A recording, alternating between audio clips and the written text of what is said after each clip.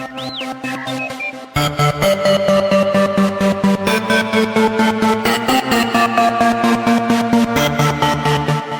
Nerd Academy podcast is released weekly at 12 p.m. Eastern Standard Time, available on our website at www.thenerdacademypodcast.com and wherever you listen to podcasts. You can find the Nerd Academy podcast on Facebook, Twitter, Instagram, and YouTube. You can also help support the show by going to patreon.com/The Nerd Academy podcast, where every donation allows us to bring you more exciting content every week.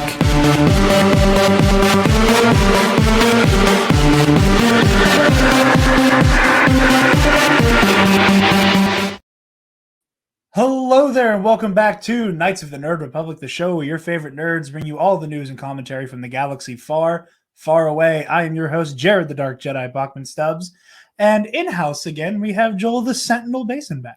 Hello, hello. Wait, I gotta do the thing for Travis.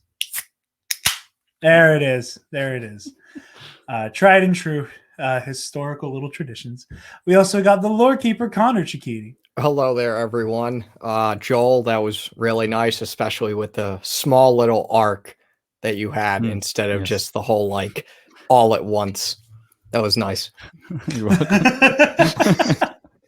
We also have the consular, Alexis Capel. I don't have a well, hi. Again, anybody who's listening to the podcast version, the video version, you missed the dainty little pantomime can. And we also have a guest again this week to help us recap the week's news in Star Wars and talk about the Bad Batch.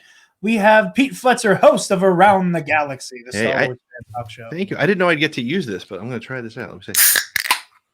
Ooh, Is that good? That was crisp. I wasn't sure I was going to get to use that. I'm very excited. Crisp. How's it going, everybody? It's good to see you all. This is awesome. Yes, you got a full house, got a good episode of the Bad Batch to talk about, or not if cute rancors piss you off for some ungodly reason. Yeah, congratulations on whatever bad takes you might have if you didn't like this episode. Bad takes and the Bad Batch, a Star Wars story. Oh my god. Can somebody, Pete, I know you're like a savant with Photoshop. Can you please make like the Bad Batch logo, but it just says Star Wars the Bad Takes? Oh yeah. All right. Yeah. You know, if you don't mind, I'll step out. I'll have it done before we're done with the show. That's how efficient he is, everybody. That's awesome. I will buy that merch in a heartbeat. I will have the shirt, the hoodie, the long sleeve, the cup, the sticker. But yeah, we only have a little bit of news, and then we jumping right into some Bad Batch talk. And our first story, Joel, you haven't been on TNAP a whole lot lately. Connor, you're not on TNAP at all. I've been on once. Yeah, you've been on. I think it was just to talk about The Boys. Yeah. But we're here to talk about a director that, thanks to Nerd Academy over the past years, Lexi and I have talked a great deal about on the other show. Apparently, a little-known director by the name of Zack Snyder, never heard of him, pitched a Star Wars movie. It was shot down, and apparently he's also currently redeveloping the movie into his own Akira Kurosawa-style space samurai movie. So, little discussion here, and Alexis, I think I'm going to start with you. So, how Zack Snyder does a Star Wars? How do you feel? Like that sentence, how does that make you feel? Scared. It makes me feel scared inside. This is all news to me just because me coming onto the show today was kind of last second. I didn't get a chance to look at the news. So, yikes. We dodged a bullet. Yeah, we kind of did. And I feel bad saying that because, people have their own art styles and perspectives on things, but his is just not great. So that's mine. Yeah, I'm right there with you, and I have some choice things to say whenever we get to my turn. Connor, how I think like you've only really seen like the Snyder cut, and that's pretty much it, right? Yeah, I've seen the Snyder cut, and I hate that we're talking about the Snyder cut on nights right now. That I just occurred to think me. I've seen, like I said it and I got angry. Yeah. I think I've seen a good amount, if not all, of Dawn of the Dead, that remake. So I've seen those two. Him making a Akira Kurosawa inspired Star Wars film. I think it'd be cool, but at the same time, it's like, how many times can you do that retread of Akira Kurosawa that we saw in the Clone Wars, and then in the Jedi episode in Mandalorian, and then this would have been like third time's the charm. So maybe they shot it. I mean, hopefully we'll get the full story someday. But like, if I had to guess, Lucasfilm probably just shot it down because they're like, we've told this story before.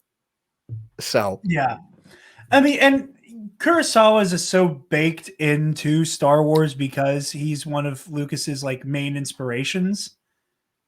So your pitch being it's an Akira Kurosawa style Star Wars movie. It's like, yeah, it all. We did that with A New Hope. Star Wars is Akira Kurosawa style science fiction. Like, you know, here's this like, it's like offering somebody like a pretzel flavored pretzel.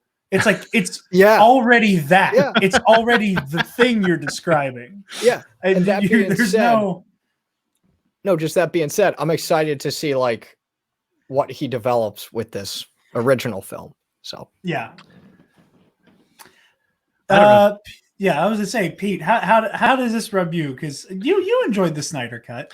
I enjoyed the Snyder cut until the end, where they put in that very gratuitous Joker scene, which was just looked like it was shot on a green screen in my house. Perhaps, I don't know.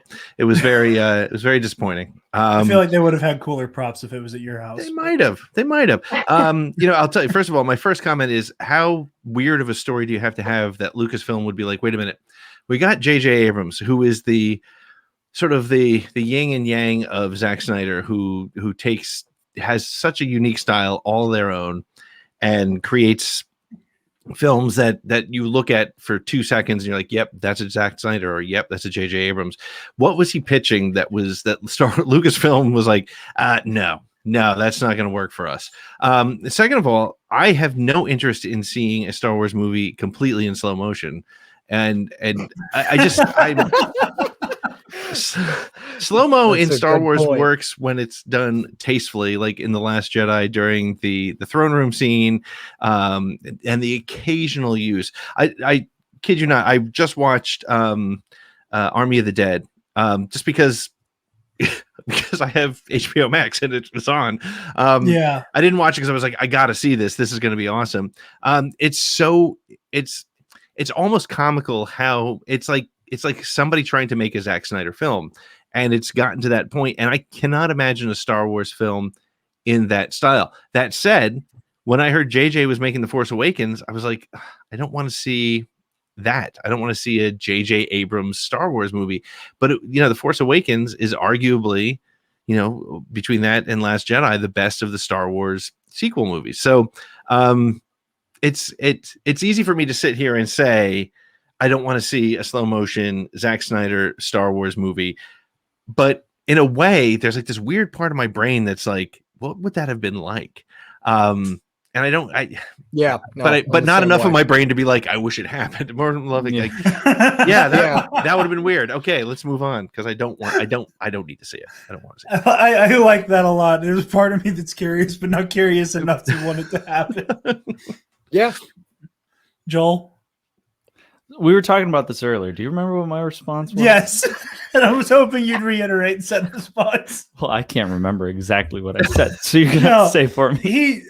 As I was getting number one contender posted up, he comes in, he's like, hey, what's up? You want to go get lunch? I was like, yeah, let me finish, writing up the show notes for nights.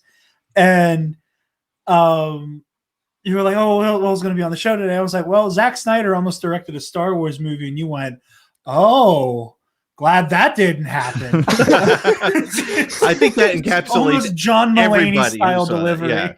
Yeah. That's probably the way I reacted when I saw that headline the first time. I was like, whoa. Yeah. Dodged a bullet, I think is the way Lexi put it. I think we're right there. Yep. But here's my thing. And, you know, I like to make fun of like Zack Snyder's sensibilities as a filmmaker as much as Lexi and Travis do. I'm also the one who defends Batman v Superman. And a lot of that comes down to there are things he does well and there are things that he's terrible at. And it is the ideology and ethos that is like implicit and injected into his movies that are always where I fall off. You know, it's that like Atlas Shrugged style, like might makes right. You know, Superman is simultaneously a Christ figure and pities humanity type stuff. Where like that's where I check out with his Superman. And this is what I said to you, where it's like if you can't get Superman brings hope to the people, right? I don't want to see what you do with the Force. Right. Well, and I think Like, that's the thing too, is like when you look at his films, and this is why, you know, it coming out after watching Army of the Dead, which is an original story by him, correct? If I understand that correctly, that's an original story. Obviously, Superman isn't. Obviously, 300 isn't. Obviously, Dawn of the Dead isn't. So he doesn't write good original stories. If you take 4 minutes and think, look, Army of the Dead was fun. It was brutal. It was hard to look at. It was like distracting, but it was Zack Snyder's style. But if you take 14 seconds and think about the story, it's a mess.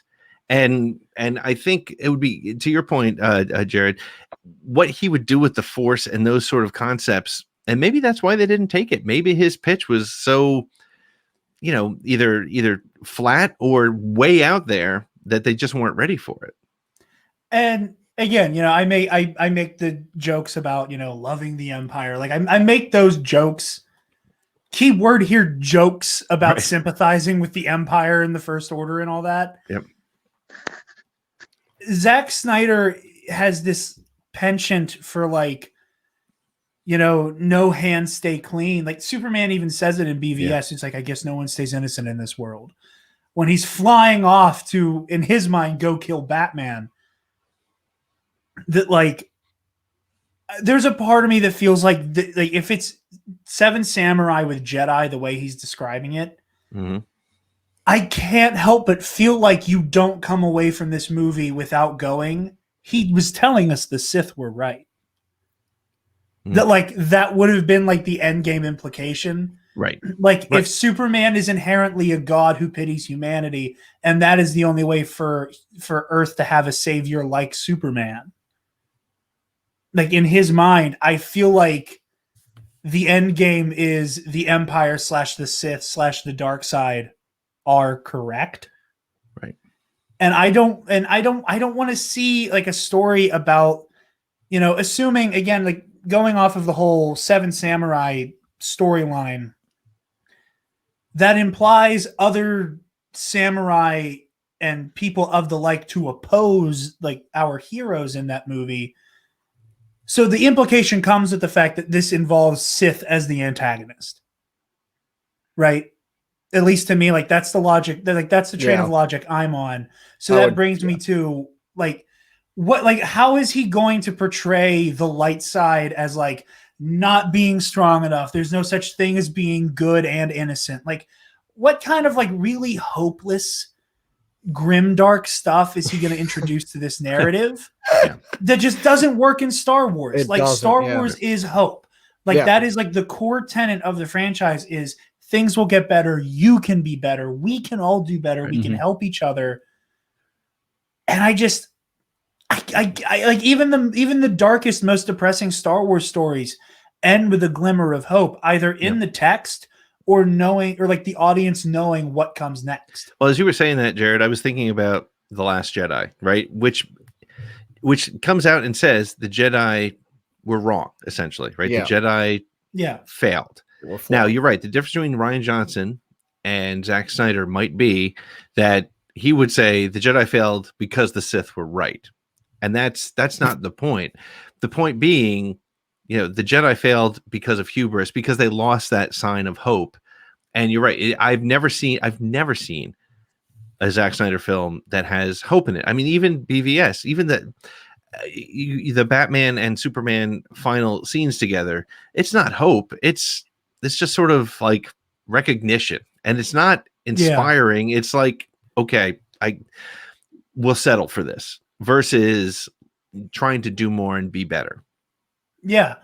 And now I will say, in all fairness, taking away the likelihood that the story and the interpretation of Star Wars may have been a little cringy and a little not great, it would have been pretty. The action would have been incredible. Yeah. The same sensibilities that went into the Batman warehouse fight and Batman v Superman applied to a lightsaber duel. I would enjoy seeing that. Yeah. Let Zack Snyder be the principal photographer of a Star Wars movie. I'll settle for that. Let's get Tig Notaro in a Star Wars movie. Yes. Yeah. I like that. But I think that is enough Zack Snyder discourse on the Star Wars show. We move from one discourse to the next. I can't wait till Travis gets the notification that this show is up.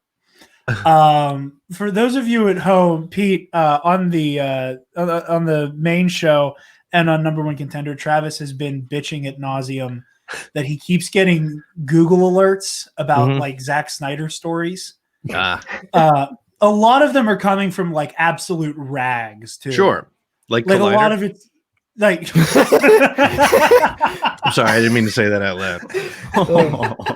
That was good. But now I can't wait because I'm putting the Zack Snyder stuff in the title.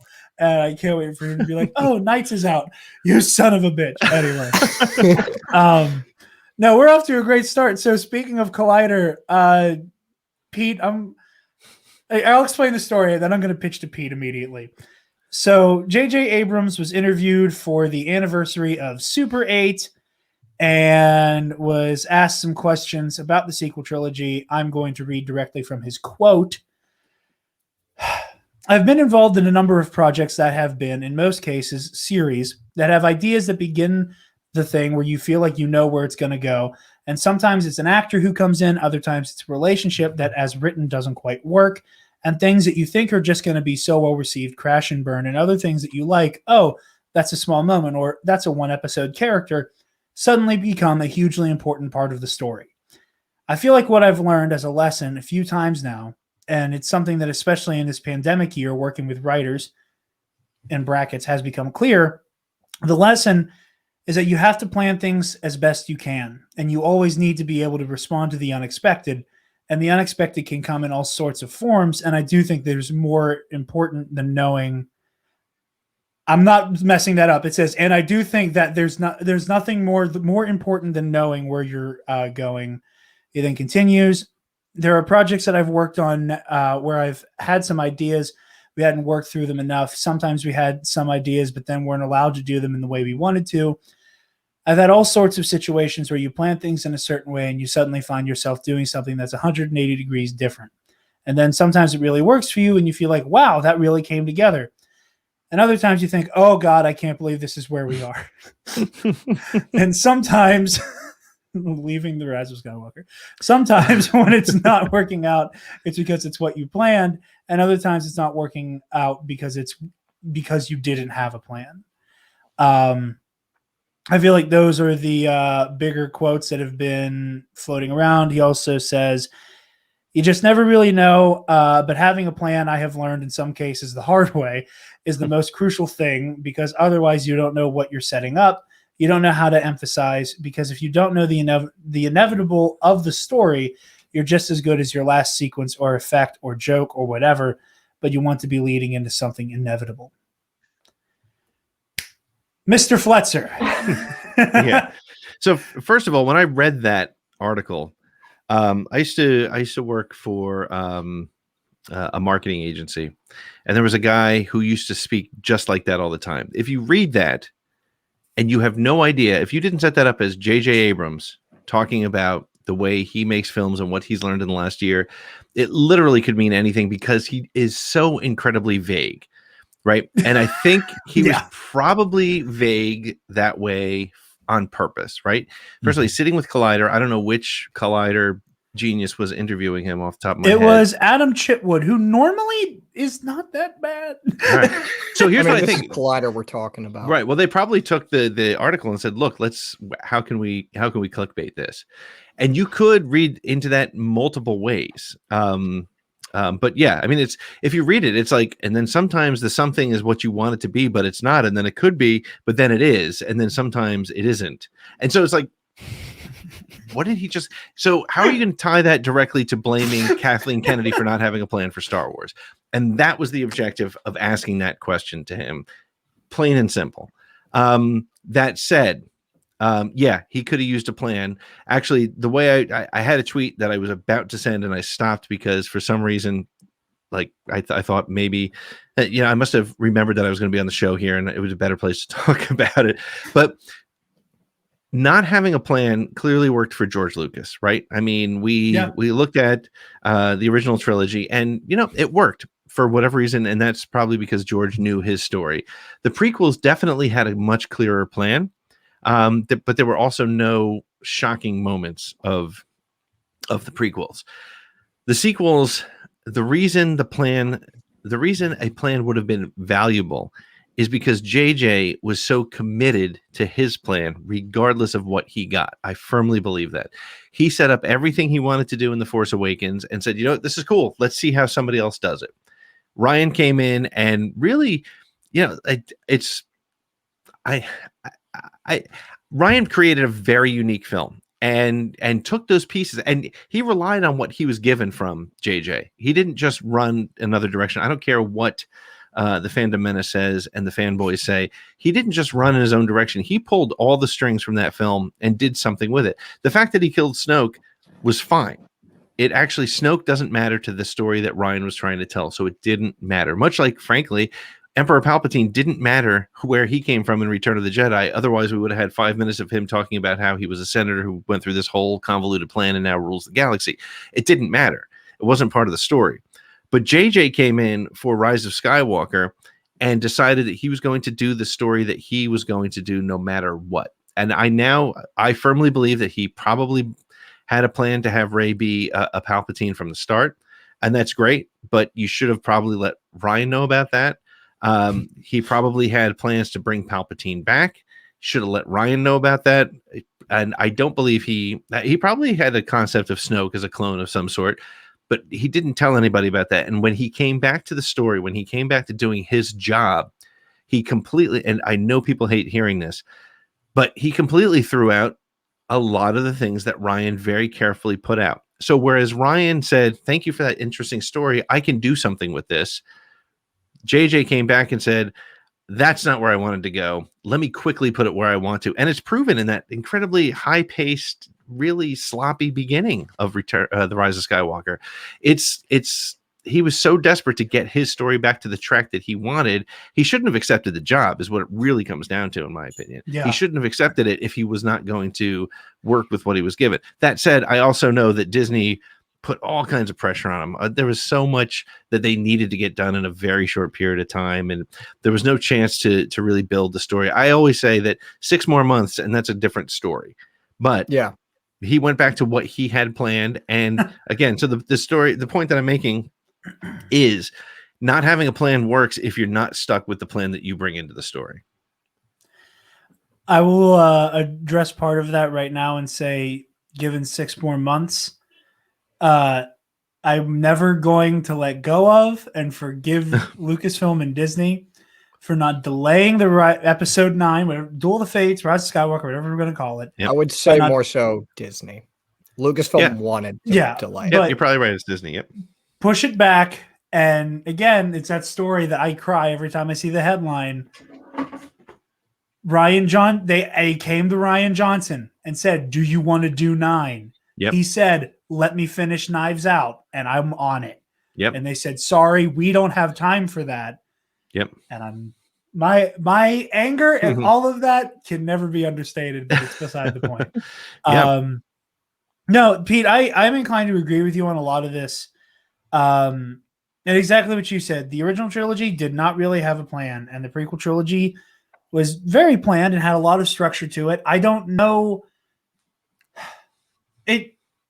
I think it's interesting that, especially when you go back and you look at something like Duel of the Fates, which is just out there. Mm-hmm.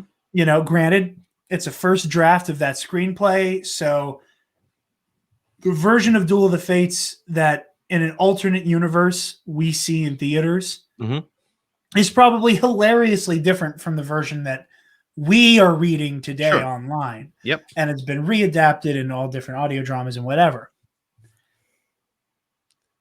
That said, I don't understand. I don't understand like why the whole idea of it was probably a good idea if we were going to go, okay, we're going to have 3 different writers and directors to not already have the beginning to end mapped. Right. Like, and that's just the biggest thing. I don't think anybody would ever disagree with the idea that maybe it would have been wise to know where it starts and where it ends, and then let everybody color outside of the lines from that point in the middle, right? Yeah, I mean, if Rey was meant to be a Palpatine and they had shared that with Ryan, there would have been allusion to it. I say that I think that Ryan or JJ had that as his plan all along, but there was no sense of that at all in Force Awakens. So other than the fact that we didn't know who Rey's parents were. I mean, there's so much stuff that even JJ left on the table from his own movie. Like, understand? I mean, JJ cannot land the plane, and that's been the comment about him for years. Lost, he couldn't land the plane there. He sets up he loves that mystery box, and he set it up with Rey and her parentage, and he sort of set it up with Snoke. But the fact that even when Ryan said, well, that's cool, I'm not going to have her parents be an important piece of her story, he went back to it no matter what. He was going to do that. That was a plan that he had. And the way he did it's just so, I always say that Rise of Skywalker, look, and this is what I was saying before we got on, in this current world that we live in social media, and the fact that I have a podcast and a voice, I need to be very clear and say, I like Rise of Skywalker as a fun movie. I probably watch it more than The Last Jedi because it's action packed and there's a lot going on and it's a lot of fun and it's got a lot of callbacks and things like that. But it is so full of missed opportunities. It is so full of things that consequences did not matter in that movie at all. Zero. I still say, and a lot of people don't like to hear it, but Chewie should have died. Sorry, Chewie should have died in that because it would have meant something. Her dark side killed Chewbacca. Holy shit. Like, that's kind of a big deal. But instead, nah, it's fine. We all know because we saw the trailer that he's alive. So don't worry about that. The consequences of 3PO having to wipe his memory should have meant something to the story. I would love the last scene of The Rise of Skywalker because this had to wrap up 9 stories and he shit the bed when it came to doing that. He did not wrap up 9 stories because I always say it should have ended with R2 loading up 3PO's memories again and sort of implying that these 9 films were loading the memories into 3PO's head, at least to make that mean something. But it meant nothing. I'm saying goodbye to my friends. Oh, cool. I got my zip drive here. I'll just plug right in and we'll be all right. Zip drive. I'm sorry. I am from the 80s and 90s, so I had one of those big blue things. But it was a damn good line for the trailer. The final chapter. I'm taking one last look, sir. Because it's the final chapter of the movie. 3PO knows. Yeah, right. 3PO's in on the fact that this is the last movie. But it was so many missed opportunities, and I think it was because JJ was hell bent on making this story that he had in mind when he wrote it. And again, when he wrote number 1, if they had this outline and said, yeah, we're going to go through this thing and we're going to find out that Kylo and Rey are a dyad in the Force, which is something that Palpatine needs to come back and blah, blah, just make those connections and then let everybody work toward it. But instead they said, okay, cool. 1 movie's done. Next movie, you do what you want with it. And then the third guy is going to have to pick it up and run with it, which could work. And actually would be a really cool way to tell a story. But It didn't in this case. And JJ is trying to say, I wish I had more of a plan. The reality is he stuck with his plan way too much, and that's why we got Rise of Skywalker. Yeah. I mean, and there is the nugget. There is the nugget of info. I still can't find it, but apparently, I don't want to say stormed out of the premiere, but like for lack of a better term, JJ like stormed out of the premiere. So I'm pretty sure he wasn't happy with the film we were shown. So I think there's some leeway. You probably could be right, Pete. He probably stuck too much to his plan, or just like he I'm trying to think. I just blanked on the words. He stuck too much to his plan, or just he was put under so much pressure he didn't have enough time to really do it. Sure. And again, like the one thing we're all kind of not forgetting, but like Carrie's death. Carrie doesn't die. Right. We have we have Carrie That's a Fisher great point. with us. Yep. And B, we have a different knot, but we have Carrie Fisher with us, which is more important because it's Carrie Fisher. And to Jared's point, I can't even imagine how great Rise of Skywalker would have been if we were able to finish those threads from Ryan. I mean, look, and I get it. A lot of people don't like Last Jedi. I totally understand it. I get it. I love the story. Like I said, I don't watch it as often as other movies because it's exhausting in a good way. Like it's a very rich story. It's like, you know, you can only take a couple bites of a really good chocolate cake, right? So my God. I get it, but I just what would have. Here's what I've said before, and maybe I'd love to hear you guys react to this because I don't usually get people react to it. They usually just look at me and go, I don't know if I want to say anything. But I always say that JJ is a fan of Star Wars movies, and Ryan is a fan of Star Wars, right? He understands the lore. He understands the lessons of Star Wars. JJ's like, wouldn't it be cool if we had 1,000 ships show up and save the day? A lot like Avengers. Wouldn't that be awesome? But that's cool. And that's short of Lando saying on your left, it's correct, the same scene. That's right. It's the same scene. Here's the funny thing, and the five of us here, we're in the echo chamber. We're the ultimate nerds. And what happens is I saw the film with friends and family who, like, when I tell them I have a podcast, they're like, a what now? And so like they're not in that zone, but they loved Rise of Skywalker because it was, hey, oh, is that Lando? I recognize him. He's cool. Oh, the Emperor's back. That's cool. I recognize him. And so it worked on that level. And so we can say all we want. I can say all I want, that Rise of Skywalker was missed opportunities. And it was.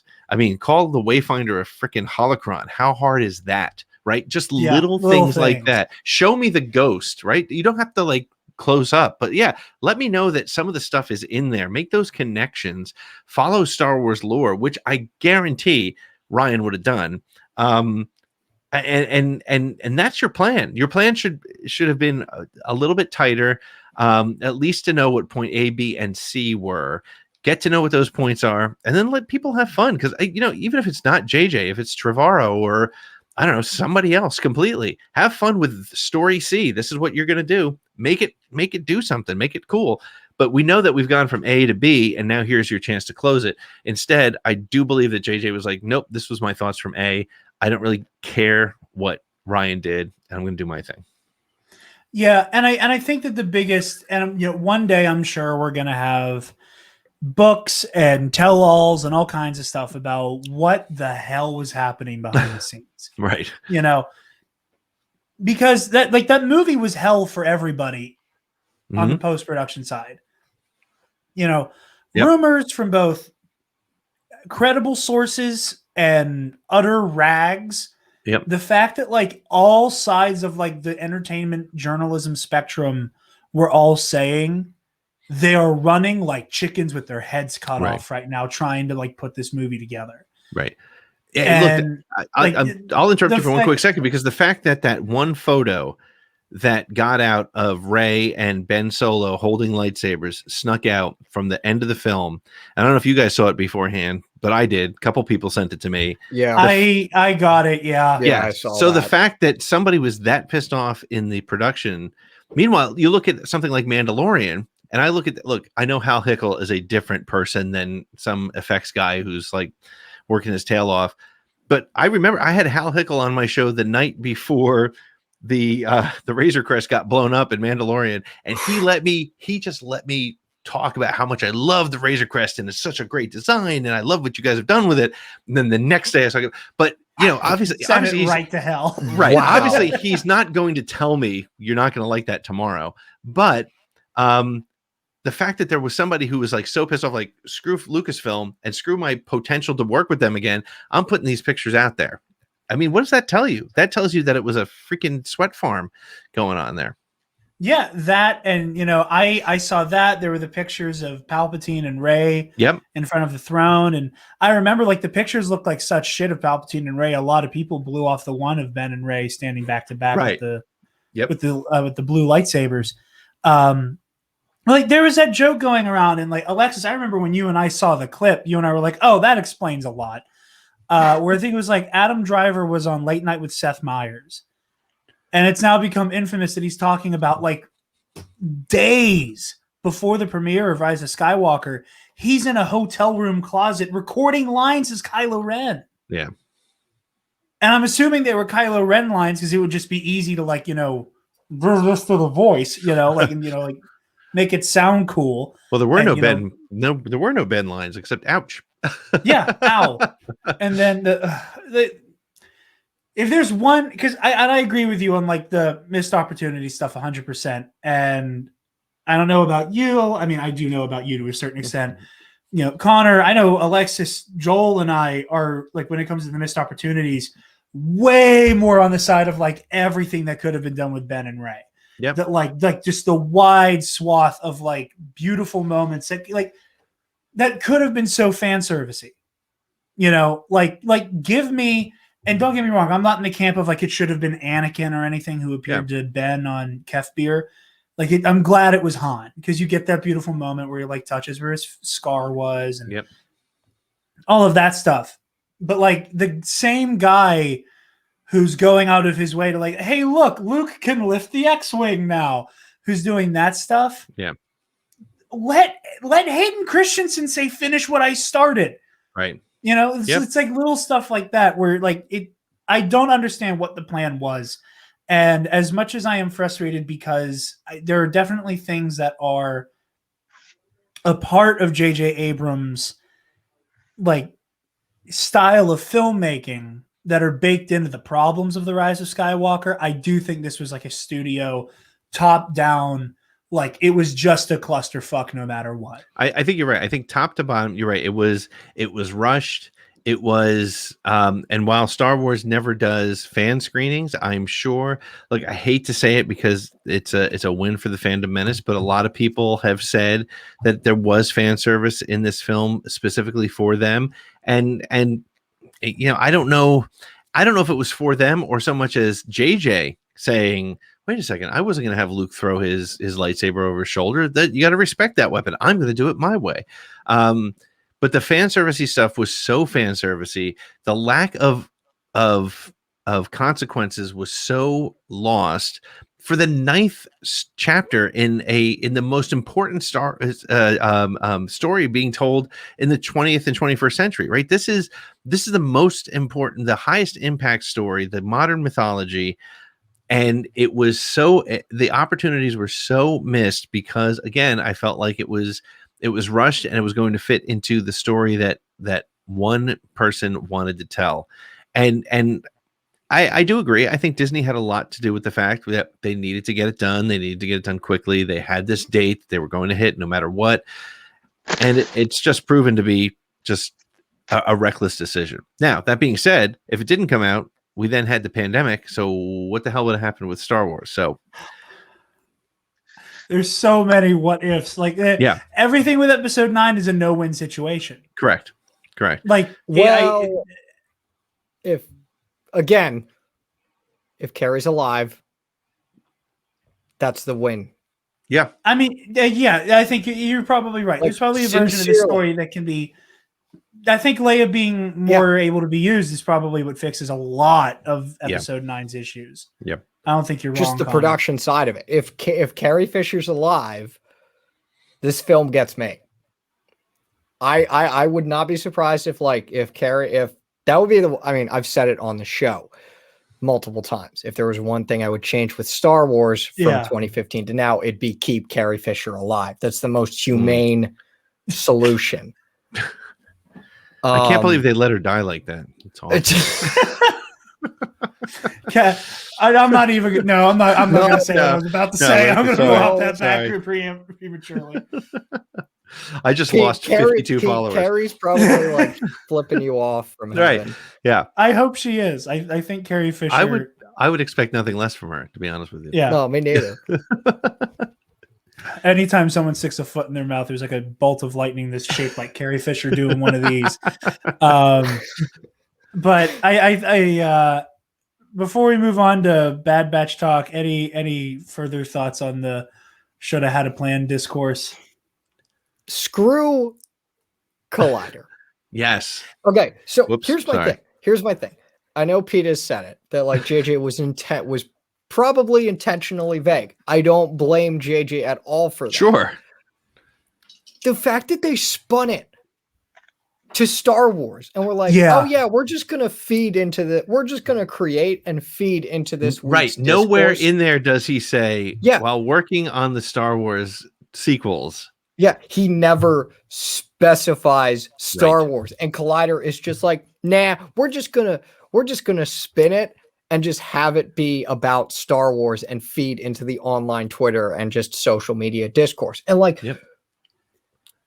like the editor-in-chief of Collider, has straight up has tweeted out about how he hates, and I mean hates, what JJ and Kathleen Kennedy have done with Star Wars and the direction it's going. Like he is a clown.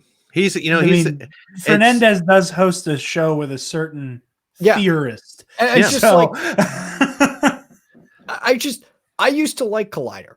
I never watched them much, but like on the few times that I did, I actually used to like them. And again, to me at least, when Collider Jedi Council was disbanded along with the 3 other shows in 2019, that was the flashpoint. No, the flashpoint to me was when Christian Harloff got on the air and bitched about not getting invited to Galaxy's Edge.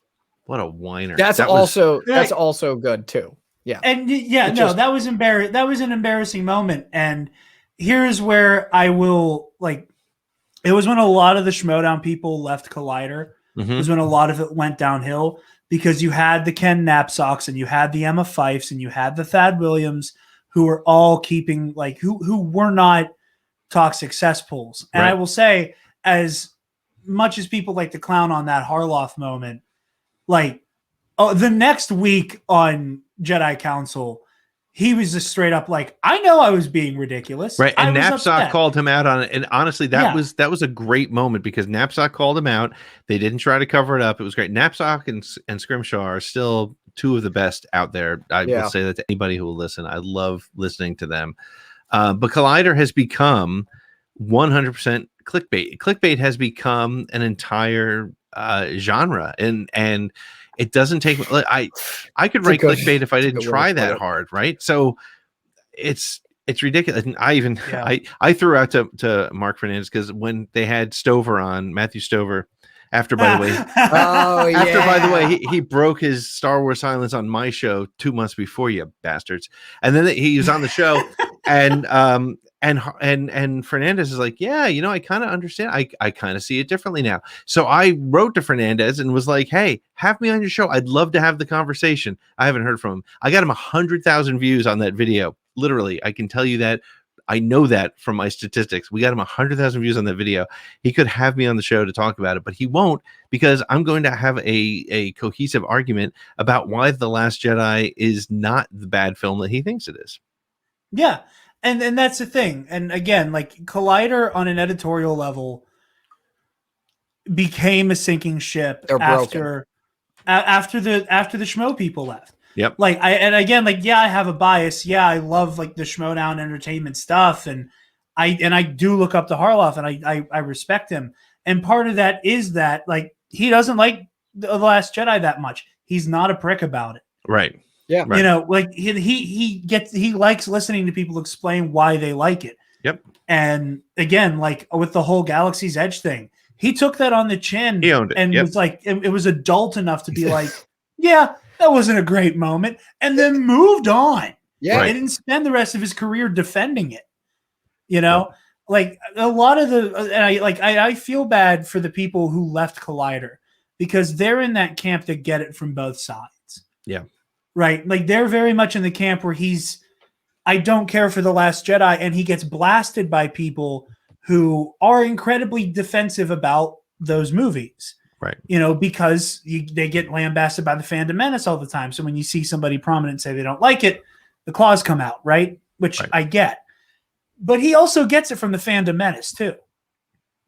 Because he doesn't shit on every new Star Wars project. Right. Yeah. You know, so it's he doesn't blame Kathleen Kennedy. He just doesn't like that movie, and that's totally cool. You know, I honestly look, I get it. I walked out of The Last Jedi and said it was both the best and worst Star Wars movie I'd ever seen. And it took me time to understand why I liked it and what I didn't like about it. And if you don't like that movie, that's great. If you don't like I know people who don't like A New Hope, which is weird to me, but that's really odd. But I get it. That's cool. I understand why. There's valid reasons, and that's fine. Yeah. And you don't have to love everything. You don't have to love every episode of Bad Batch to still be a Star Wars fan. Do you like that sort of segue I made there for you there, Jared? I know that was excellent. I'm a professional. Way more than I am. We have more to learn. A lot more. A lot more. I am the Ray to Fletzer's Luke. I will walk up those steps. Connor, how'd you like this week's Bad Batch? Overall, I thought it was pretty good. Just few of the highlights I really enjoyed was just seeing Omega prove herself more. Oh, what was that? Omega? Ricka. And getting to see the Zygerian slave traders from when we last saw them in the season 4 arc. I think that was those were two of my favorite parts of it. So I hear you. Joel, we just watched it. Yeah, we did. I just started watching the Bad Batch. I've been a little bit behind, so I watched it this morning and then I got here and finished it for a few hours before. But I liked it, and I said this when we were talking over lunch. The only gripe I have about the Bad Batch so far is that I think the scripting for Omega is just a little clunky. In the sense that it feels like a video game when a character, an NPC, walks up to you and interrupts you. I don't know. That's just me. But otherwise, I love the action. I love everything that's going on, and I especially have to, I love the callback with the Rancor. Like I said that as soon as that happened, I was like, wait a second, that's the guy. It's possible. Yeah. So that's all I got. But... All right. Well, you're bringing up critters, so I think it's the only logical to segue into the resident critter person. Thank you. I had a phrase and then I lost it as my mouth was moving, and I was like in slow mo, like, you're calling Alexis a critter. You need to course correct like right now. Anyway, I can't tell if I need my glasses off or on because there's just glare, but I also am blind, so I'm like trying to squint. That's right. You've got 4 of the ugliest men on the internet on the other side. I don't think you want to look. Speak for yourself. You're not talking about you. We're talking about Cookie Cop. Yeah. He's the 4th one. No, it's definitely Cookie Cop back there. So I keep like lagging behind with the show. Like I'll miss 2 episodes and then I'll get caught up again, miss them, and then get caught up again. I was really behind in the beginning. Like, how long, Jared? Like when it first started, I watched like 2 weeks later or a week later. Yeah, because there was one night, it was like the Thursday night before episode 3 came out, we watched the premiere. And then the next day before I went to work, we watched 2 and then the new one. Yeah, I had 3 to catch up on. Just because I knew about the Bad Batch, but I didn't think I would be like totally interested, and then I watched it. and I quite love it. And I love Omega and Rekka. Tick. Tick. Crosshairs. This episode, it just keeps getting better. You know, I just thought it was really cute. I didn't think it would be more wholesome, but it did. It ended up being more wholesome. Mm-hmm. That baby Rancor, I didn't think that the baby ones would be so cute, but they're like an ugly cute, like Grogu. Like it's an ugly cute. It's like a pug. It's like a pug. Yeah, It's like it's hideous, but it's adorable. Yep, exactly. Like Pete. Right. Well Nice. played. It's Well hideous, played. but it's I'm sorry. like- Certified daddy and all that, you know. You know that's going to be the quote on the website, right? Yeah. I'm writing this down right now. Mark Send the it to me. I'll time. put it up. I'm very happy with how they all treat Omega. It's so cute. They're all like dads. Yep. They're all trying to figure it out as they go too. They're like the number of times that they have like those blank faces are like, she's a kid. Yep. Well, I know. And- Last week, like this is one of the best moments in like the whole episode where Tech just looks at Omega and's like, "There's a bounty hunter after you," and Wrecker's like, "Dude, shut up! Don't tell her that. What the hell is wrong with you?" Wrecker and Omega, that's the cutest thing. Like I love Hunter and Omega too, but Wrecker is just something about him being just a big old lug with her, like, you know. Her like Oh. big ass crackhead uncle. He tries to steal her food. Yeah, when Sid says to Omega that she's the brains of the outfit, and Wrecker gives her a little high five there. Beautiful, like subtle and beautiful. Perfect. Yeah, that was a great moment. I just love it so much. But the other thing I think I mentioned to Jared when we were watching, I just really like seeing the other kids around the galaxy. It's a great name podcast. for by a the podcast. God damn it, Pete! We both. way. Same wavelength, man. Same wavelength. I was That's a kind of great trying to make the joke too, which is why I did that. But You set it up perfectly. Thank you. That was a group effort. it takes a village. But I really like seeing the little kids, the little different races of the little children, and how she interacts with all of them too. Because she doesn't really get a childhood too much, so now she sort of is. I like that. I really want to just say that I love the idea of the children in the show as well, because it brings an innocence to such a ragtag group of like, you know, meatheads essentially, you know. Yeah. And like there's Himbo just squad. there's just something Yeah. that brings, and what I like the Force, you know, idea here where she might be Force sensitive kind of thing, because it brings like the analogy of like innocence being your route to spirituality, you know, like that's a very philosophical thing, but in religion, like especially in the Bible, there's always the talk about like the only way to heaven is through innocence, and like there could be that correlation between innocence and finding spirituality, and in the spirituality in Star Wars, of course, being the Force.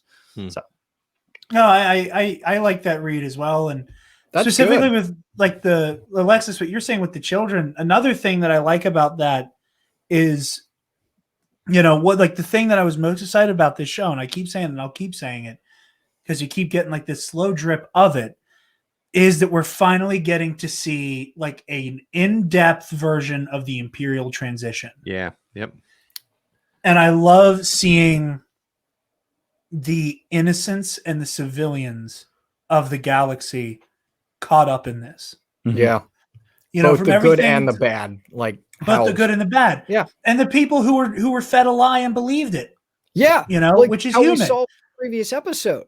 Yeah, like- when I was watching it with Alexis, I said to her, I was like, there is a part of, like, again, I know this is pretend, but like there is a heartbreaking element to that, like there's that one shot of there's like one Pantoran male who's like going ape shit at the parade. He was wearing a red MAGA that was hat.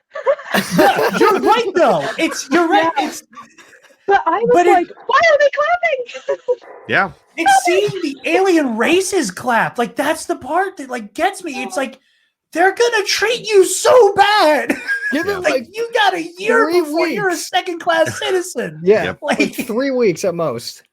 Yeah, before like, and that was like again, tell me Star Wars isn't political.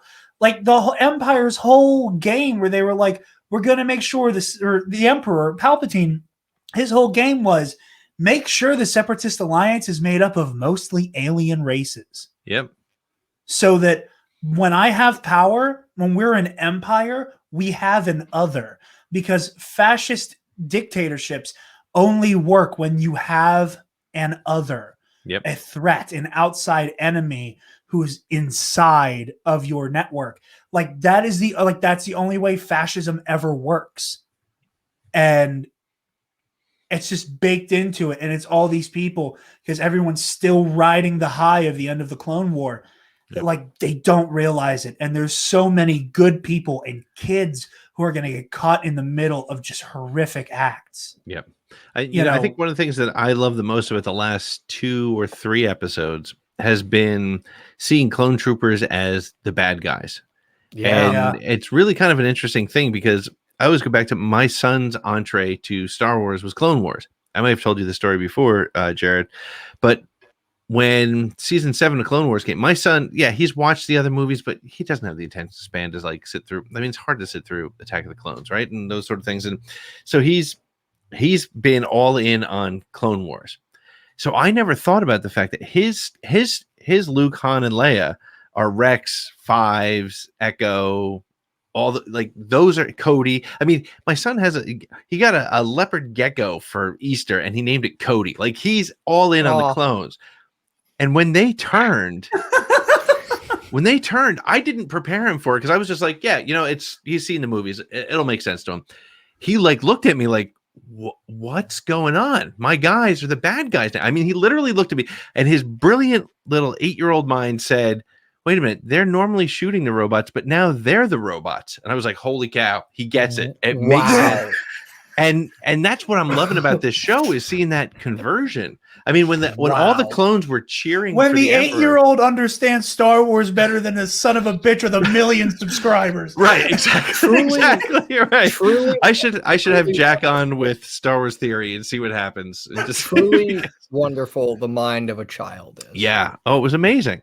But I'm loving that, and I'll tie that also to one of the things that I love the most about this past episode is, as the father of an 8 and 11-year-old, Omega is the most realistic character I've ever seen in Star Wars.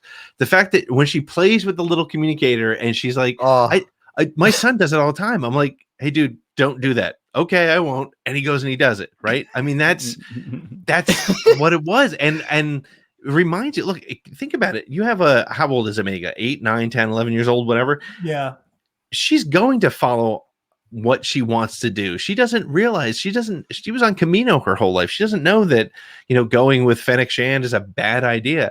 And when she paints that little clone and she calls it a she, right? And a bad batcher. And she says, I'm painting her, or whatever she said. I was like, I love that. Like that made me melt. Like Omega has made me melt in this show. So, and it's interesting too, when you talk to different types of fans, right? There's people who want every episode to be big story implication, big, here's a big reveal. Here's what's happening with Omega. Here's what's happening with the clones. You can't do that over a 16-part season. And number 2, Filoni doesn't waste a single frame. So everything that's happening here is building that. Really, you guys were just talking about Wrecker. I mean, Wrecker's obviously headed towards some really bad shit with that thing in his head, because the headache has been 3 episodes in a row now.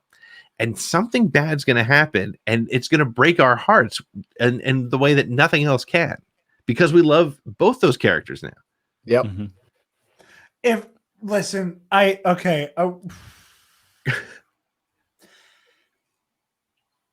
said, anything, Pete. Yes, Alexis. I just want to say I forgot about the little part with her doll. Yeah. Okay, the feminist in me is screaming.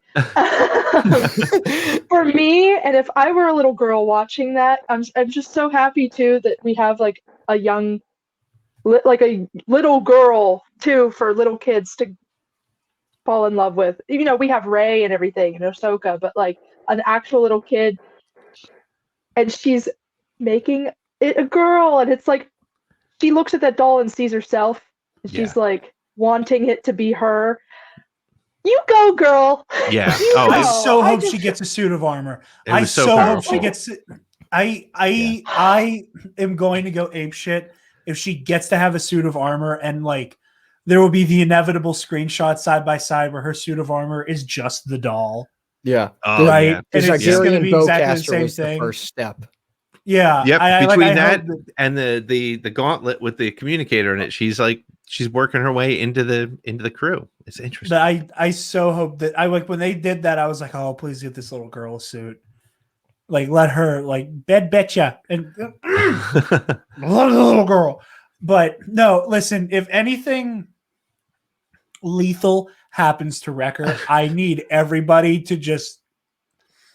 I'm still not over Ben. Like, don't take Wrecker from me now, too. Like, I'm not well anymore with Star Wars. Like, I'm lucky that the past few stories have all dealt with people where I'm like, okay, I know logically, timeline-wise, who can't die.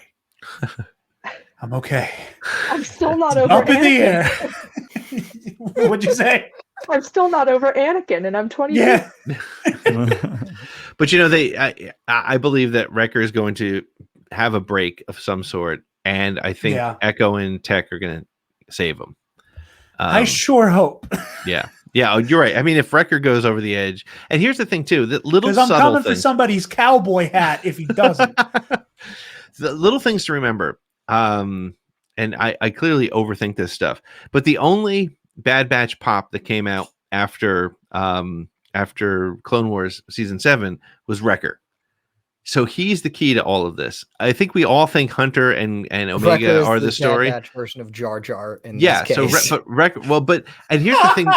Here's why I love Bad Batch as a show, because that 4-episode arc, I was like, these guys are cartoony, right? Like Wrecker, I was like, I'd stop it. I get it. You're a big dumb lug. We get it. And now I love the dude. Like I want him to. I want all of them to be okay. I want all of them to find what they need to get through this. And so they better not become, or at least with the Shadow Troopers. Is that what it is? Or I just hope they don't become Task Force 99. Yeah, that's right. Task Force 99. Yeah. I don't think they will, but like the similarities are there. Yeah, but I can see Tarkin saying, well, this Connor, worked. You can explain that better than I can. Yeah, go for it. I know Joel, and I don't think Alexis know exactly what that is, and I'm not going to give a good explanation. No, but I feel bad vibes. I get so okay. bad vibes. basically, Task Force 99 is an They're also known as Scar Squadron. That's what I was thinking. Scar Squadron. Right. They're an Imperial specialized unit. They were introduced in the main comic run by Jason Aaron, which I'm currently going through. I'm on issue 38, I want to say. They have pretty much 4 people who specialize in pretty much one thing. So you have the leader, Sergeant Krell. We actually see Sergeant Krell's face and everything, but like could probably change something and have. I was going to say, Alexis, I think you've seen art of Krell. He's that like stocky stormtrooper who carries a green lightsaber. Yes. Yeah. Krell carries a saber, and then you have, I can't remember the names of the other 3, but each one kind of lines up with a member of the Bad Batch in terms of like what their specialization is. So like a lot of friends of mine have been theorizing that like, oh, what if the Bad Batch becomes Task Force 99?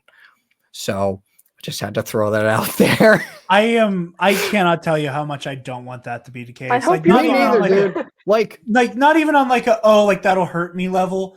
Just like I like Scar Squad being its own thing. That's fair. Yeah, because like I'm kind of the same thing with when Ilum was pretty much confirmed to be Starkiller Base.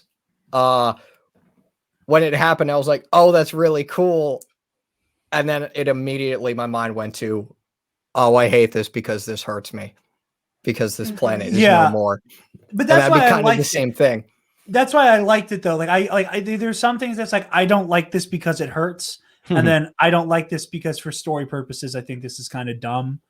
Like Starkiller Base being Ilum is like, oh shit, that's cool. Right, that makes sense. Sad. Yep. I'm so sad.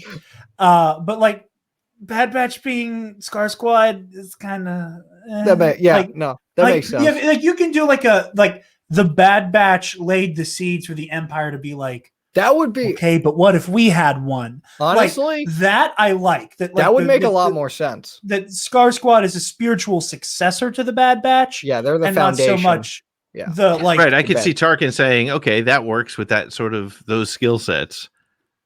Let's want my own. own." Maybe, maybe Crosshair leads them. That would be cool. I was about to ask, do you think that would work or happen? I like the idea that Crosshair is currently leading what is going to lead into the Death Trooper project. Like, I am really attached to the idea that we're looking at the beginnings of Tarkin and the Empire going, okay, we're not going to clone, but what if we start genetically engineering soldiers? You know, because again, like that's the whole thing with the Death Troopers, that all of them are like taller than 6. It's like 6'5" or like it's like all the Death Troopers are like ridiculously tall. You know, they're all like just cold-blooded, like more so than any member of Imperial military. I like the idea that this is the beginning of the Empire, like creating these hyper-specific types of trooper, and that, like we were all saying, Tarkin eventually goes, okay, I will admit this whole Bad Batch nonsense, it works. I want one. Who are we going to have lead it? Oh, right. How about the Looney Tune over here who like runs around with a friggin' lightsaber? I like him. He can be our leader. Yeah. So that's where I hope the Scar Squad stuff goes. And that's where the connection's made. That's good. Yeah, no, I think that makes sense. They almost have to make a connection, right? Because that's a canon comic, right? It's not pre-canon. So they almost have to make a connection there. And I would love to see one of the Bad Batch being sort of the firm roots of some of the worst shit the Empire can deal. I think that would be great. Yeah.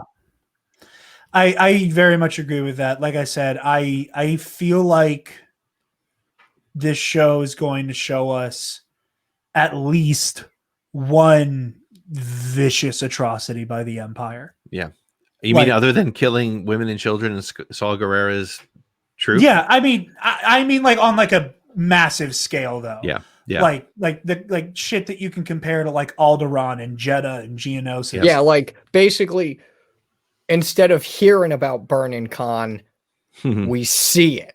Yeah. I am standing by the idea that I think they're going to, like, again, they don't have a Death Star, so they can't blow Kamino up. But I am standing by what I said when we started reviewing this, when Nick was on. They are going to viciously destroy Topeka City on Kamino. Yeah. We are going to see some like the Star Wars equivalent to dropping an atom bomb on a city. We are going to see them do horrible things to Kamino. Yeah. And I think we're going to see here. I'll tie everything back to some other stuff. I think we're going to see Fennec Shand save Boba Fett out of that. And I think that's going to build that relationship. I think that's what I believe, and I know I'm kind of in a minority here, but I believe that Boba Fett has hired Fennec Shand to find his clone sister, Omega. And there is something deeper between the two of them, because I said it on our Twitter space on Thursday night. There's no way Fennec Shand gets to sit on the throne with Boba Fett at the end of Mandalorian in that little preview of Book of Boba Fett, unless there's some sort of relationship there. And I don't mean like a Kylo Raylo relationship. I'm not, what is it? Fen Fett or whatever it is, Bo or Bennett, Bo Bennett, whatever. Yeah. I'm not necessarily there. Bo Bennett. I can see it happening. It would be a little creepy because he's 15 right now, but I can definitely see some sort of. I don't think he randomly saved her on Tatooine. I think they owe each other favors, and I think we're going to see those connections. And I'm at the 100% certain point we're going to see Boba Fett in this, and I would love it if Boba Fett was part of the Clone Revolution and led that. Now here's where it gets really deep and weird. So follow how me. How does he become one of like the Empire's favorite bounty hunters? Exactly right. So here's I actually have a thought on that, which is probably completely wrong, which is the best thing about all theories. Vader and Tarkin don't like each other. That's pretty clear, right? They've never really liked each other. Vader sort of puts up with the fact that he has to report to Tarkin. So Tarkin is all about getting rid of the clones. Maybe Vader and Boba Fett have some sort of connection. Maybe Vader gives Boba Fett a little tip that says, hey, they're coming in. You better get off of there, or something like that, to make that connection between Boba and Vader. So that way it makes a little sense that he's willing to hire Boba Fett to do some of the Empire's work. There's got to be a connection there. And that may be where we see Vader in this season. Or next. I think it ends with the clone. I think the season ends with the clone uprising. So, okay, I also think we are going to see Boba Fett. This is the direction I think it goes in. I think we are heading more towards, now that it seems like the Bad Batch is like starting to occupy the like bounty hunter, scoundrel, private mercenary sector. Yep. Yeah. I think this now that we're getting into them being mercenaries, the fact that, and I think the Kaminoans are the ones who hired Shand.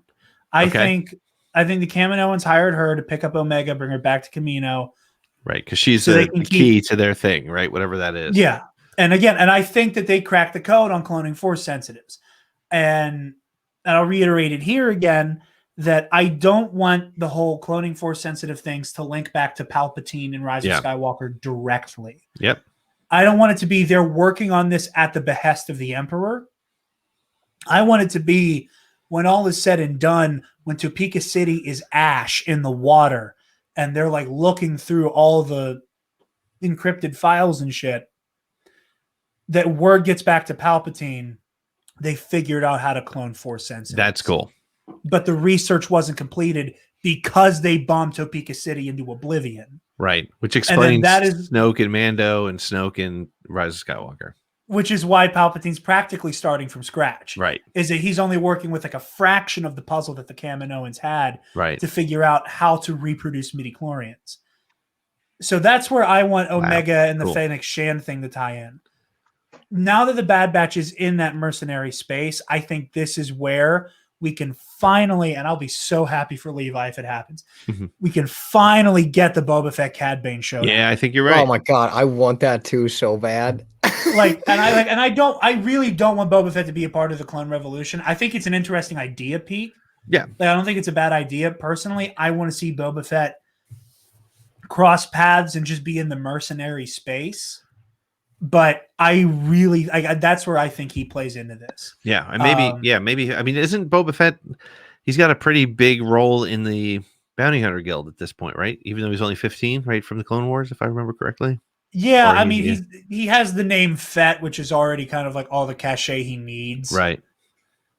But yeah, I think that would be an interesting place to spin it from, at least to me. And again, because I don't know how soon I want Boba Fett and Fennec Shand to be running together. I don't have an answer as to when I think they should first cross paths.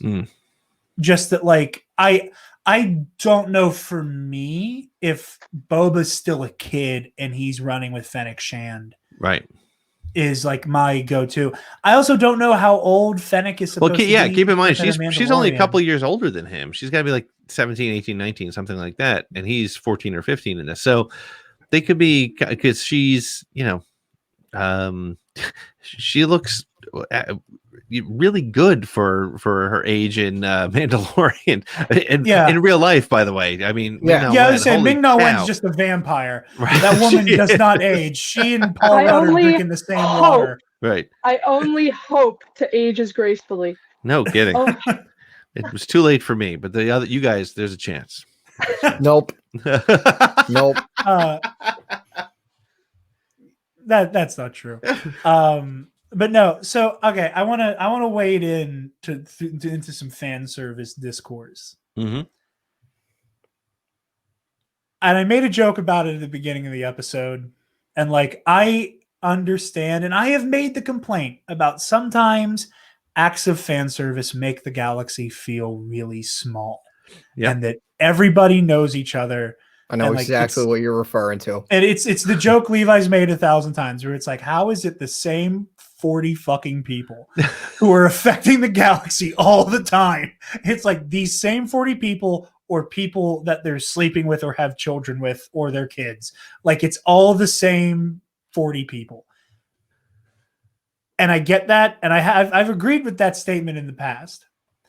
Little stuff like this, especially when it's done so hysterically in such like a fun way. Like, the story, they didn't stop. Like, for me, if the story went and came to a screeching halt for Bib Fortuna to be like, yes, Jabba's new prized rancor that he will have for exactly 24 years, and then hopefully nothing bad happens to it in 24 years. Wink, like something like that. And obviously, I love how Bib Fortuna sounded like Watto. It was good. 50-50 with it. My rancor, he's no good. Subscribe to Pete's Patreon. But I don't like. I obviously wouldn't get that far into parody, but like, I feel like there's a way to just like, because from the moment you see Bib Fortuna on the call with Sid, like Alexis was one step ahead of me. Like, I was like, how's Bib Fortuna attached to this? And then when I saw the Rancor cage, I put it all together. She beat me to it on figuring out they were going after Jabba's Rancor. I don't need that was all you needed, was just that Bib Fortuna is attached and they're taking this Rancor back to Jabba. That was perfect. That was all you needed. And it was like, I don't have any issues with it. There becomes that moment where you're just chewing on the scenery more and more and more. That's when it starts to become gratuitous, at least for me. Yeah. And like, I'll pitch to any of you guys who want to speak on that, but like, I didn't have a problem with it. Like, it wasn't like Solo, where like the whole movie is like, here's the Kessel Run, and here's him getting his blaster. Here's him getting the name Solo. Here's why the Millennium Falcon has a weird divot in the middle. I love Solo, but it's the fact that we get answers to questions nobody had the entire movie that makes it fodder for that kind of thing. The thing that was so amusing about it was how hard people dug in on their perspective. People are like, no, if you look up Patissa, that means that was the name of the Rancor that Luke killed. Okay, this is also the same show that changed the color of Deepa Balaba's lightsaber and told the story a little bit differently. It doesn't matter. And here's the thing, like, I'll admit, I posted it out there. I posted just a fun little did you know Friday that Patissa means friend in Huttese, and that also may or may not have been the actual name of the Rancor, but certainly what Billy Kali or whatever his name is called it. People like got pissed off at me. They're like, nope, absolutely not. Patissa was mentioned in Wendig's books and blah blah. I was like, dude, it doesn't matter. Like, I like to believe that it's that Rancor. Awesome. And some people don't want to believe it's that Rancor because it was so cute, and that's cool too. But you know what? There's so many more things for us to get upset about and argue about than if that's that Rancor or not. Hey, maybe Jabba had 40 different Rancors. Maybe he had a cage under each room of his house. I don't know. That wouldn't surprise me. Yeah. But it's so funny how people dig their heels in on stuff like that. Like, I mean, people were like, oh, I guess we're just gonna blow off Chuck Wendig's book now. I'm like, so my favorite thing is I found the GIF of Chad from Saturday Night Live going, okay, from the character played by Davidson. Okay, moving on. Yeah, like I've posted that more times than I like to admit in the last couple of weeks, just because it's like, all right, cool. You don't think so? I do. I don't care. It's cool. Let's move on. It's my opinion. Your opinion doesn't matter. Star Wars. Let's move on. And like, just what you're talking about, Pete, is it's not healthy. There's Right. really no rooms for there's really no open minds there and no room for an opening. Like, I know I don't know, as you guys know, I'm guilty of that sort of stuff too. We all are. We're Star Wars fans. Yeah. Mhm. And so Something catches us every week that we're like, I really disagree with that. Yeah. And here's my thing. I will say, I think that there may be something, and again, like the weird changes with Depa Billaba, we talked about this before. Like, okay, you change the story a little bit and it still makes sense and like is still cohesive to the rest of the canon. Yep. But why did you change your lightsaber? Like, I understand that like weird like question mark that goes above people's heads. Yep. With this, what they have done is guaranteed us that the little rascal we see wrestling with Wrecker is not the one that gets its head caved in by a door by Luke Skywalker. Like, let's just all take this as a W that they don't have the same name. Yeah, because not only that, and just they're different genders. That's the big takeaway for me. Patissa was male, Moochie's a female. But here's the thing too, and this is where I'm Pete. I'm sorry. I just need to say real quick. Best part of the whole episode was the Faline dad, just like Moochie, no Moochie, Moochie. Yeah, best part, followed closely by Wrecker and Moochie duking it out. God, oh, that was great. That was so good. Funny. But it's funny because you made that nice connection. The thing too that I was like, all right, we can all fight over if Moochie and Patissa are the same Rancor or not. But you guys realize now that we just put the Bad Batch one step removed from Jabba the Hutt. And that's a big deal, right? Sid is working for Jabba the Hutt. She hired them to do a job for Jabba the Hutt.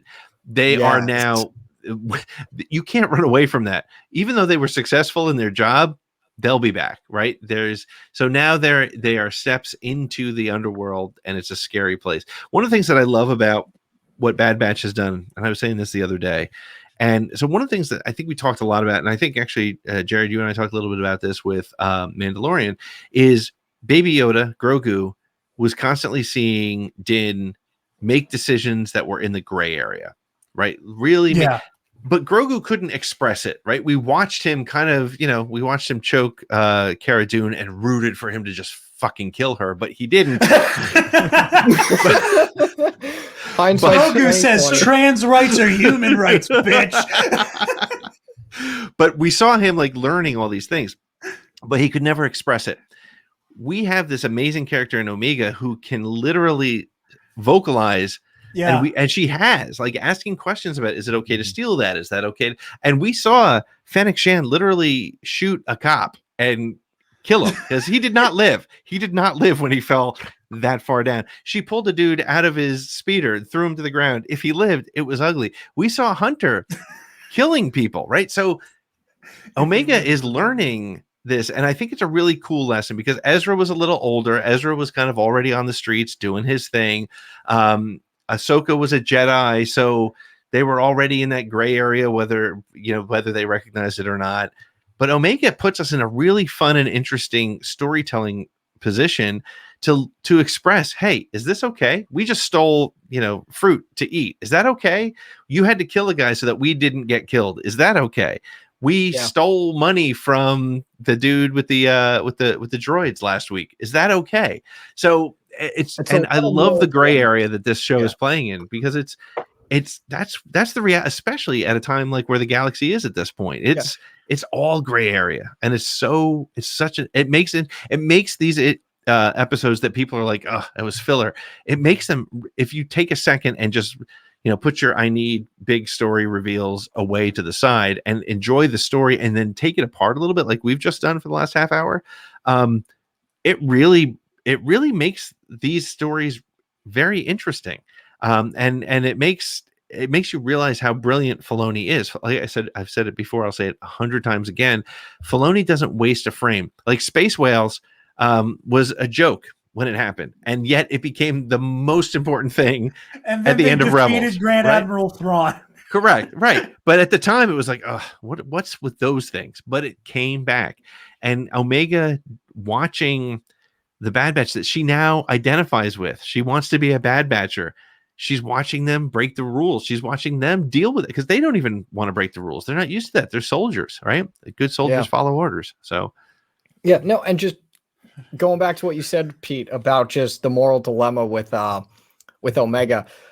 Again, especially like I'm just going to use your kids as an example, like them growing and sort of relating through Omega. It's like they're probably going to have those questions later in life because of what Omega like. And just the writers, at least, sort of, for lack of a better term, injected into her. Yeah. Like these questions of, is this right? Is this wrong? And I wouldn't be surprised if more kids and growing up with this show ask more of those types of questions because of what Star Wars did for that. Yep. That's great. That's a great point.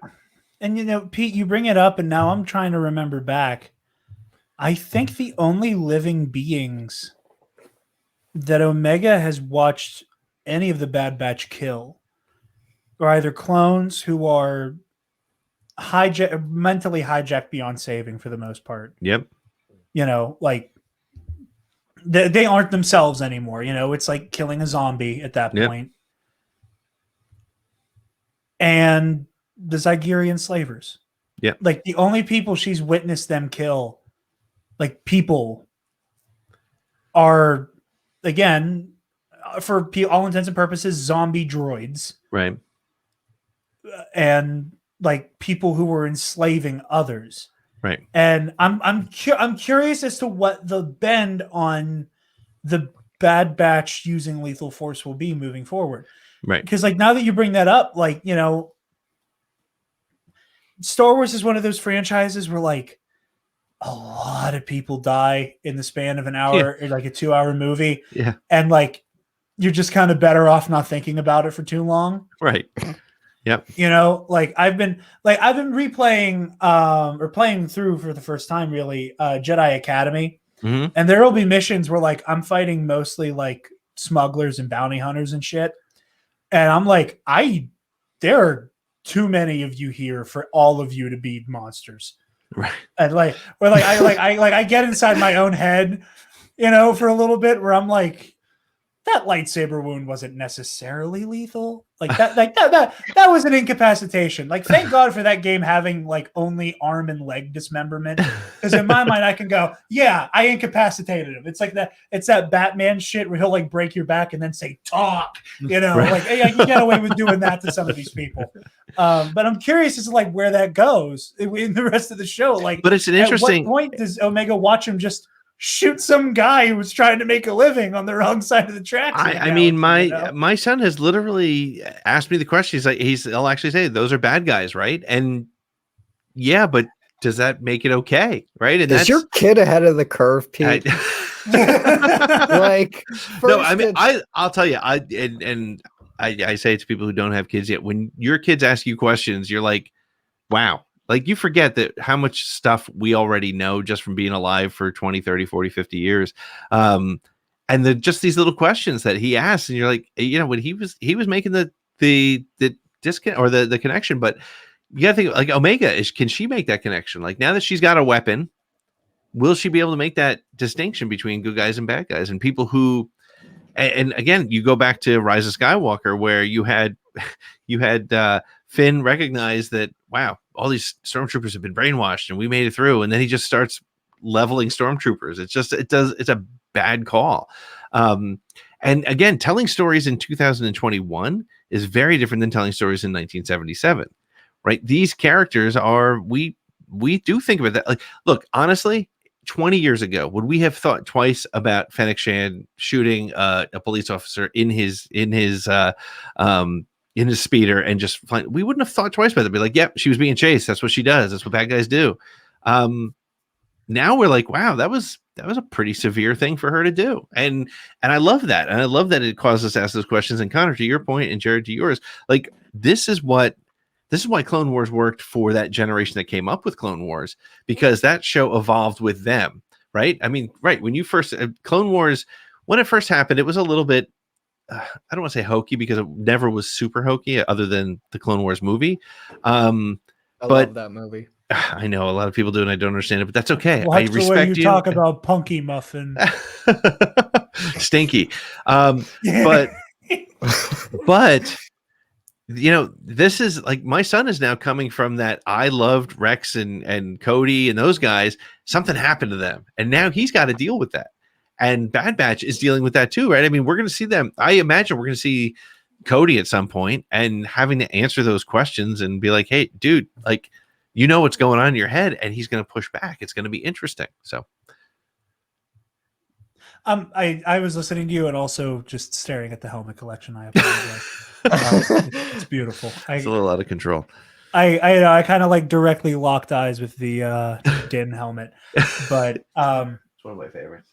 No, I think that there's something. There's a complexity here that I really like, and I think that here's what I will say. Let's say that instead of it being Fennec Shand, it was Bosk or Dengar or, you know, hell with it, Forlom, you know, right. Someone who isn't going to be a main character of a TV show that comes out this year. Yep. I don't think anybody stops and goes, holy shit. Yeah. You know, it's the fact that Fennec is going to be like Boba Fett's co-star in Book of Boba Fett. Right. That like party like that kind of takes you back a little bit. Holy shit, like cold-blooded. And then later we see her like, we're gonna help you save this goddamn baby. Right. Like, you know, we're like she's frothing at the mouth like Boba Fett, like we're gonna get your kid back from the Empire, I promise. Which makes me wonder what's going on with the whole it's an interesting connection to Omega, right? Hunting, this is two kids at this point. Yeah. And I think there's something interesting. I think that a lot of people talk about wanting there to be like a moral, like a moral gray area in Star Wars, or more of one. Mm-hmm. And when a lot of people talk about that, I think they want that in Force sensitive characters. Right. But Star Wars, like as a whole right now, they're not dealing with a whole lot of Force sensitives directly. That's kind of where it's living. Mm-hmm. For a lot of its characters. And like you said, even in its past stories. Yeah. Yeah. Like, and now that we're seeing these characters down the road in other media, we also get that like, man, you've been through some shit. Yeah, like, you know, moment to go back to go back to the comics, and quite possibly my favorite comic story arc in the Star Wars, in all the Star Wars comics I've read. This includes 2017 Vader. Aneb Ray, who was a rebel spy. He reappears in the main Star Wars comic as like this man corrupted. And I'm not going to say anything else other than that because I don't want to like spoil it for those who haven't read it but want to. Is he the guy who I commented on your tweet with like the "he needs some milk" video? Yes. Is that him? Okay. Yes. That's him. That's the milk guy. That's the milk guy. He needs some milk. And just like you said, it's just more. I think most people, when they say, "Oh, I want morally gray characters in Star Wars," they're probably thinking Force sensitives, like unconsciously. But we get enough of those characters, like Aneb, like General Draven in Rogue One, and like we're seeing in Bad Batch right now. And I gotta say, like the last 5 minutes of this discussion has made me more hyped for Book of Boba Fett than ever before. Yeah. I can say this, after last season of The Mandalorian, I'm more hyped to see anything Boba Fett. And I am also very much hoping that if we do see Boba Fett this season, yes, Alexis. Sorry, I don't want to interrupt, but like going back to the Fennec Shand thing, and like with Grogu and with Omega, I just love saying it like that. I'm Omega. sorry. No, Omega. I love that everybody like that. I haven't heard Pete do it yet, and whenever we talked about the first 2 episodes with Nick from Podcast of the Wills, like everybody just started doing it. Like there was just a 5-minute block of everybody just going Tick, Rika, Omega, Hunter, Crosshair, Bad Batch. Like we all like start doing it. Like one will activate the other. So I keep love hearing like Pete do it, and I'm like, I gotta do it. I gotta do it. It's like a yawn. It's like when you watch somebody yawn, you hear someone go. I'm trying not to say it. I'm trying not to say it like that, and then I have to. well, I don't know if this is more of a question or a statement. But I knew that Omega going with Fennec Shand was probably going to be bad, right? Mm-hmm. But the way that she did kind of like show her how to like fend for herself a little bit. I got like I can't tell if she's like honestly trying to like be nice to her, like show her the way, or just or just trying to gain her trust. But like to me, I felt like a sort of a big sister, little bit of a moment there. Yeah. So I like the am I right, or was I like off? No, I think you're. I don't know. No, that makes sense. I want you to be right, and I want there to be I would love to see Fennec's arc be one of cold-blooded assassin who slowly morphs into Mama Bear. Because like with the Kind of like Grogu, Din. Yeah. Like Din, yeah. Yep. and the way she was trying to get Grogu back for them, it's like I feel like it was always sort of there, but she's doing what she has to do. Yeah. And it's her and Boba. The way that like they go so what you would feel like is uncharacteristically above and beyond. Right? Yep. Like they're like, yeah, we're gonna take you to this planet, and Boba Fett's just like, yeah, hey, I'll like Boba's like, hey, you need a ride, bud? I got you. Let's go. Hop in the slave one. Right. We're riding. We're You need a wheel, man? I'm your guy. Yep. And that's why I think that there's going to be. That's why I'm excited to see the Boba Fennec relationship, and maybe there's a loyalty there between the two of them that they learn from each other. I like that dynamic a lot. Me too. I love them together on screen. Like they're already relationship. I really like their dynamic. They're already becoming some of my favorite scoundrels. Like as a unit. Yeah. Like I think that by the end of season 1 of Book of Boba Fett, we're looking at Fennec Shand being like Han and Chewie type. Like they're like when you think of one of those characters, you think of both, because like Han and Chewie is one word. Right. Yeah. Right. And like you don't like until he gets killed, you don't have Han Solo without Chewbacca and vice versa. By Book of Boba Fett, I think Boba and Fennec it's one word. I still go back to, you just don't sit on the arm of somebody's throne unless you are in that position. Because she sat there like she owned the place just like he did, and that was awesome. And I worry that Book of Boba Fett can't top that moment. Because that was so great. Like I could watch that. I love the Luke Skywalker coming at the end, but I also really love that last 2.5 minutes or whatever. It's so good. I feel like that was Boba's like silent repudiation of the rebels who came to Jabba's palace. Yeah. Where he was like, okay, you guys knocked me in the Sarlacc. Watch how easily and not psychotically convolutedly I take over the palace. I shot them. See how easy that was, guys? You could have done that too.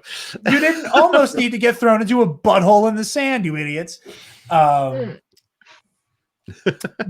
yeah. Plus it's Ming-Na Wen in Star Wars. And bless. I hope we get to see Ming-Na Wen. And this is turning into a Book of Boba Fett like hype conversation. I so hope we get to see her flex her martial arts chops more. Yes. Yeah. Like give this woman a vibro sword or an electro staff. And her stunt woman is amazing. Her stunt woman is, I can't remember her name, but actually I think Nick Milky's going to have her on his show or something.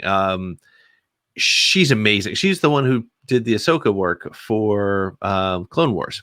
Yeah. Season 7. Yeah. The two of them, and Ming-Na actually has it as well. I mean, so it just, yes, I want to see her. Because I know she did it's perfect. I know that she did a good bit of her own stunts for Agents of S.H.I.E.L.D. Yes. Yep. So, and from what I understand, she did all of her own stunts with Mulan. Anyway. Yeah, nice. Any closing thoughts from you guys on this week's Bad Batch? No, I think the only thing I would say is I think this week we're going to get some Crosshair. I think we'll see some. I've been missing Crosshair. I get really excited when we cut back to the Imperial stuff, just because again, like I've already gotten over the hump of I'm in it for the Imperial transition. Yep. Like I'm already like fully invested in the bad bitch entirely. But I still want that Imperial transition goodness. Yep. Like I still want to, like, again, the whole War Mantle thing, the fact that that's one of the projects that's listed in Rogue One. Yeah. Like we're back to like, again, wholly tying it together, Batman. Yep. We're bringing it all the way back to like the JJ Abrams shit with like this mystery box bullshit. Yep. Retroactive mystery boxes are the best mystery boxes. Yeah. Yep. When you go back and go, oh, hey, this thing and this like thing that was like mentioned completely tangentially, they're connected. Keep your eyes open. Right. Which is what That's Marvel that did shit better I than love. anybody else. Yep. And they're doing a great job. And I'll tell you, it's amazing how much I hate Rampart already. And he's only had like 3 lines. I just hate that guy. I hate him. He looks like that bum J-Ro. He does. That's not why I hate him, but it certainly doesn't help. I love you, Scotty. By the time this airs, it will have already happened, but make sure you watch the Bomb Bad Boys getting crazy in person. Oh my God. I cannot wait to watch that. So happy they're together in person. I know. I'm so afraid that they're in the same room that like Louisiana's just going to go up in flames. Yeah, we should be watching the news. I don't know what's happening right now in New Orleans. It could be ugly. Man dressed as Kiss member burning down the bayou. Anyway, but I think that is all we have for you guys this week. So, Connor, where can the lovely people find you, my friend? They can find me on Twitter at DepaBanana, Instagram at ConmanJFO, Facebook, admin in the Alliance of Star Wars Fanatics, a group that we really just want to talk about everything that is good and just positive in Star Wars and just keep it that way because just this fandom is a mess. And you can find me on Twitch at ConmanJFO. It's kind of a fun thing I just decided to do on a whim. Awesome. Yeah. No camera. Everybody's slowly becoming It Twitch seems streamers. like it. Yep. Because Travis started, and now here's PS5 Connor, and needs a PS5 camera, which I don't have. Yeah. But it's fun. Yeah. So that's where you can find me. I am not good enough at video games to do that kind of thing. That's not true. Single player for the win. I'm great at fighting games online until someone else is in the room, and then I get ripped apart. And then I play fighting games with you guys, but like I'm the only person in our friend that's group. your hook. People will watch you for being bad.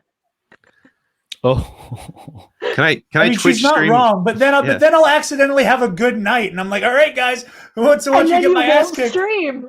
And then I fall upwards into being good. But then you'll be good, and then you won't stream, and nobody will see it. Just like with the with you and Spencer with the what's it called? Star Wars Trivial Pursuit. He never wins. No. I don't even know if you know about this. I beat him on air, and the episode corrupted. Are you serious? Yes. The world is against you. The universe doesn't want anyone to know that he's able to win. It's horseshit. I hate it. Spencer has won, though, 99% of the time. I know. But when I've beat him, it's been magnificent. Wait, Jared, what was it? What's the little creature that Salacious Bee Crumb. Salacious Crumb? I didn't miss that. No, I got Salacious Crumb right. What I got wrong and missed and lost. Yeah, no, what I lost on was the Imperial officers. No, because I can't tell Nita and Piet apart. Spencer won on Salacious Crumb. Spencer won, and it was horseshit. Because how is that a hard question for him? But it's like, which officer, Piet? They're all the same. It's all the same pasty white. I want to be on your Star Wars trivia thing. I want to try it because I might suck really at it, or have me on, please. We would love to have. Oh my god, we'd love it. Yeah. In fact, Pete. Talk in a minute. Hold on. Joel, where can lovely people find you? You can find me on Twitter at Jay the Sentinel and on Instagram at Best Make Cosplay. Alexis? Let's see. Instagram at acapella98 and Twitter at LexiLion98. I'm sorry that they're different. And Pete, where can the lovely people find everything you do on the interwebs? So unlike you guys, you can go to TikTok, Twitter, Facebook, or Instagram. There's an Around the Galaxy TikTok now? Cast. There is. It's just clips from the show. It's not a big deal. Oh, I'm following right now. At ATG I don't know why Cast. Alexis and I don't plug our TikToks because we actually post some shit too. Well, the only I don't reason want people knowing. the only reason I got into sorry. it was my guest this past week was Kevin Cabral, who was the guy who did the impressions and became big on Star Wars on TikTok. He was great. And so he was like, he literally told me during the show, he's like, I don't know why people don't all have TikTok. I was like, all right, I guess I'll go do it. Because I had one like back over the pandemic. I did one video where I was pissing off my daughter. It's actually pretty funny. But I'm using it for clips. But yes, you can find ATG Cast. You can find me all those things. And if you go to atgcast.com or any place you find podcasts, you can find all of our latest episodes. We're on like 116 at this point. So impressive. Yeah, that's the place to find my ramblings. Usually rambling with other people, which makes it much better. Yes, I say it all the time. Around the Galaxy is probably one of, if not my favorite Star Wars podcasts. And I don't just say that because I was on episode 101 or 102. That's right. You were right after Matthew Stover. It was like Matthew Stover and then Jared, the Dark Jedi. The amount of pressure that you put on somebody having to follow their favorite Star Wars author. It's funny. I did the same thing to Arzu Amin because I had Claudia Gray the week on after her. And when I told her while we're doing the show with Arzu, I'm like, rather have gone before Stover. Well, yeah, I told Arzu, I was like, next week I have Claudia Gray. She's like, oh my God, you're going to have me on the same like time frame. I'm like, you'll do fine. You're awesome. And that's, honestly, that's one of the things that I like. I mean, I'll plug my show just a little bit. One of the things that I do take like really seriously about my show is like, I don't care if I'm talking to Nathan Hamill or, Matthew Stover or, Joe Twitter guy that I'm friends with who's got 250 followers that he's got an interesting story. Every interview is the same. Like we go through, and it's really interesting to hear like Nathan Hamill's story. Yeah, sure. He grew up with George Lucas and on the set of Return of the Jedi, which none of us could even imagine, but Star Wars still played a different part in his life, which is kind of a cool thing. And all of us. So it's just really kind of that fly on the wall, listening to two people kind of talk about what the Star Wars connection is. And every Tuesday we try to drop a show every Tuesday on our podcast and the Patreon. And I know I hate to push Patreon because it feels kind of cheesy, but patrons can actually be a part of the show when we record them, and they can join us in the live chat during the show. And sometimes we take questions while we're going. So it's kind of cool. All that stuff's at atgcast.com though. Yeah. And like I said, and I don't say this as ass kissery, legitimately one of my favorite shows in this space. And Pete, you're absolutely one of my favorite people in the space. So awesome. Thank you, man. Same here, man. It's always a pleasure to have crossover here. It's always a pleasure to be asked. I really appreciate it. Have me on anytime. Oh, I know. Well, at this point, I've accepted like anytime there's a new Star Wars show, we have to have an episode that you help us review. I'm here because we did it for Mando. You were right. on for the egg debacle. Yes, remember? You always have me on like when like there's a little bit of fan craziness over the stupidest shit like the Rancor or the eggs. So yeah, I know. That's all right. Pete Fletzer, Star Wars stupid shit. That's my tagline. That's what I'm here for. It's okay. The fellows at Skywalking Through the League, Trey put on Twitter like talking about like, I don't think a Zack Snyder Star Wars movie would be that bad of an idea. And I commented on it where I was like, buddy, I think you're a great guy. I don't want Zack Snyder anywhere near Star Wars. Stay away from my Star Wars. And then he commented a screenshot of him talking to Bill where it was like, hey, we should do an episode about whether or not Zack Snyder should do a Star Wars, but we need a guest who would absolutely hate it to argue with me. And Bill was like, yeah, Jared. And they had that conversation an hour before I tweeted at him, like, keep Snyder away. I don't want it. That's awesome. So you get fandom bullshit, and I get to scream about Zack Snyder into the ether. That's funny. You guys can find me screaming about Zack Snyder into the ether on Twitter and Instagram at DarkJedi2552. And you can find the Nerd Academy podcast on Facebook, Twitter, Instagram, YouTube, and on our website, www.thenerdacademypodcast.com, where, if you're feeling generous, you can donate to our Patreon page. Speaking of our patrons, thank you to our $10 alumnus, Case and Brion, the Waffle Wizard, Delta 9, and Zach Knaus. You guys help us make the content that we love to produce. Be sure to consider the $5 tier where you get access to the Knights of the Nerd Republic Versus series. Tuesday, Spencer and I are recording Galen Merrick versus Mara Jade. Ooh. So stay tuned for that one. Travis and I are getting back on track with Heroic History 101. We're going to be doing Batman, 3 Jokers. And you also get the audio commentary tie-ins for TNAT Movie Club, which is nice to talk about here because we're wrapping up Star Wars month soon. So our audio commentaries for A New Hope and The Empire Strikes Back are up there, and we're going to be doing Jedi at some point this week. So keep your eyes out for that. Check out the student store link on our website to check out our TeePublic. By the time this goes up, I believe TeePublic's Memorial Day sale will still be going on. So you will be able to get some TNAT merch at a reduced rate. Ooh. So be sure to consider that. Like, comment, share, subscribe, do all the things. We are honored that you have joined us. Lexi is, I think, winding up to see her creation in the flesh for the first time finally. Oh. And may the force be with you always. Stop! Move away from the cookie